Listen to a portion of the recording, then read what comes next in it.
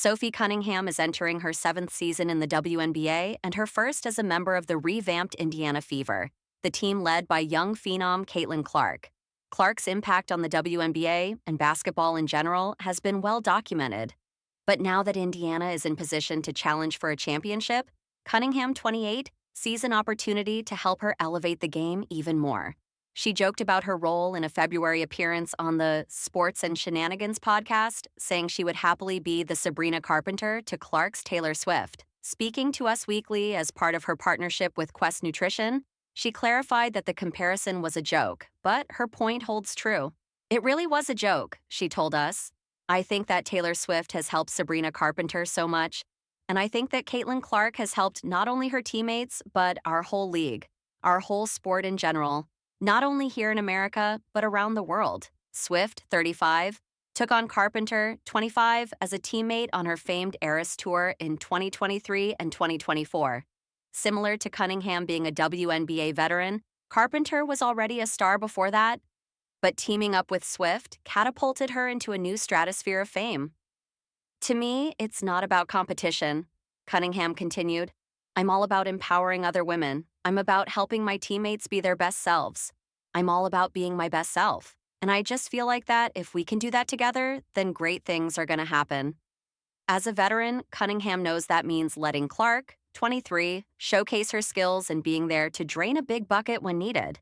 Indiana Fever superstar Caitlin Clark has her fan base clamoring to see some of her shots go through the basket, as they haven't gotten to watch the 23-year-old competing in a live game since September 25, 2024. After getting to see Clark play in 2 consecutive seasons, one with the Iowa Hawkeyes and another with the Fever, watching Clark drain seemingly impossible shots became something fans nearly took for granted.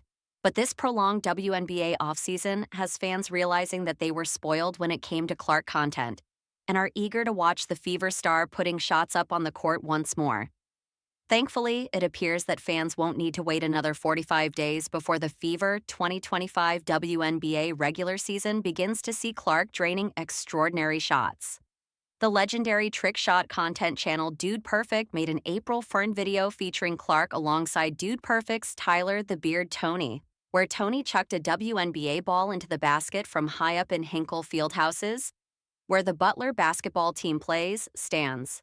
This collaboration tease has gone viral, and fans on X are predicting that crazy trick shots from Clark are coming soon. Caitlin is going to be featured in an upcoming Dude Perfect video. "I can only imagine the trick shots we got coming," one X user wrote.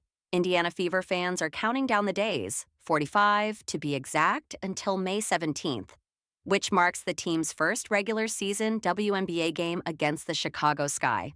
Expectations are sky high for the Fever heading into their 2025 campaign, especially because of the many off-season roster acquisitions they made that immediately turned the team into one of the league's most talented.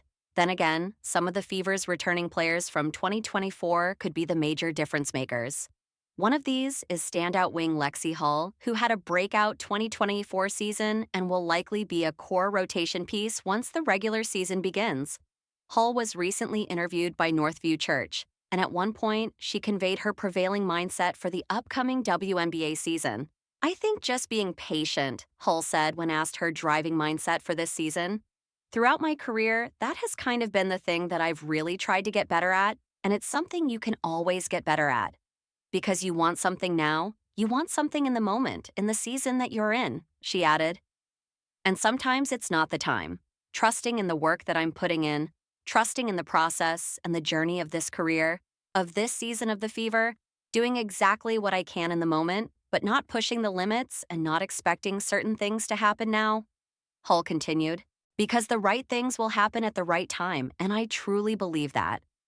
Hull saying that being patient is her word to sum up her season mindset for the Fever is interesting, especially because the WNBA community will expect them to be great straight away. Hence why this is certainly a wise mindset for Hull and her team to have. ESPN sportscaster Monica McNutt has found herself at the center of a storm following her latest comments about Caitlin Clark and the Indiana Fever. McNutt has regularly shared her thoughts on Clark and the Fever, drawing backlash in September 2024 after saying that she thinks Clark deserves only 60% of the credit for the Fever securing a playoff spot. Recently, the BBC sat down to interview McNutt, and the conversation found its way to Clark, and McNutt admitted that she can't deny the impact Clark is having, as shown by the number of little girls who show up to watch her games. When asked why that is, she said, Caitlin represented, and again, some of this to me probably is not fair to her, because it was not anything that she said or was truly based on her personality, but she was a white girl from the middle of America. And so she represented a whole lot to a lot of people, whether that is truly what she prescribed to or not. Many fans took issue with these comments, and the responses didn't take long to come. Wait, so if a young black girl can look up to a black basketball player, it's okay. But little white girls can't do the same? Gotcha, a comment on X read. Because surely there were no white boys who grew up watching MJ, Kobe, or LeBron and took interest. We were only Larry Bird fans, apparently, said another. This woman does nothing but give bad takes. I have no idea why she is even on ESPN, criticized a user. Some people did choose to defend McNutt on this occasion. This statement isn't coherently wrong if you take it past face value. Would most people agree with Caitlin Clark's fan base is predominantly white, whereas Angle Reese's fan base is predominantly black? A reaction read, the NFL's most powerful people got a taste of Caitlin Clark's ability to inspire this week.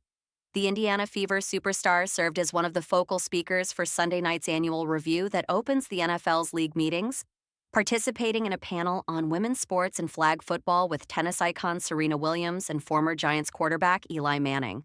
Clark, 23, felt like a natural fit alongside Williams, another superstar whose reach transcended her sport and increased its profile. We're always looking for perspective, NFL Commissioner Roger Goodell said Tuesday. We have owners that are investing in sports, particularly in women's sports. Clark's, already an icon at a very young age, she was sitting there with the GOAT Serena, who understands not just women's sports, but she understands business.